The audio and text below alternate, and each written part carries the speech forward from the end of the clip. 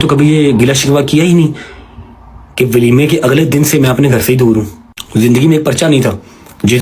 मैं तो नहीं गिला शिकवा कर रहा, अल्लाह की जात का शुक्र है जहां मेरे मालिक ने रखा हुआ टाइम आपने ईमान को यहाँ पर डिस्कस नहीं करना। वालेकुम। रजब भट्ट ईमान और ओन पर काफ़ी ज़्यादा टिकटॉक लाइव पर आकर गुस्से में फट पड़े और कहने लगे कि ओन कौन होता है कि जो ब्रॉड पर आकर मेरी वाइफ को सामने लाए या मेरी वाइफ को कहे कि इस तरह तुम बोलो और मेरे बारे में इस तरह की गुफ्तगू करे कि उसको इजाज़त नहीं है। और ओन के बारे में रजब भट्ट ने कहा है कि जबकि मेरी शादी हुई है आज तक मैंने गिला नहीं किसी से किया, कि जबकि मेरी शादी हुई है तब से मेरी ज़िंदगी की मुश्किलात ख़त्म नहीं और शादी से पहले मेरे पे एक पर्चा नहीं था, लेकिन जब से रुखसती करके मैं ईमान को घर लेके आऊँ मैं उस दिन का अपने घर टिक के नहीं बैठा। कभी किसी मुल्क कभी किसी मुल्क, घर में मेरे मसले पे मसला, मैं अपनी माँ बाप के पास हूँ, अपनी बीवी के पास हूँ। मैंने नहीं कभी किया कि गिला कि जबकि तुम्हारी बहन आई है और उसकी वजह से हुआ। ओन को कहा है कि तुम अपनी ज़ुबान को अब बंद रखो, तुम बच्चे हो तो बच्चे, जिसकी वजह से तुम्हें फेम मिला है ना वो भी हमें पता। और जिससे तुम गिले करते हो, जिस फैन पेज पे तुम चैटिंग करते हो, अपने हमारे बारे में बातें गलत बताते हो कि अब रजब के बारे में ये पोस्ट लगाओ, अब ये लगाओ, खुद आगे नहीं, तो वो सब कुछ मेरे पास प्रूव है। तो मेरा मुंह ना खुलवाओ। अगर अपनी बहन का घर बसाना चाहते हो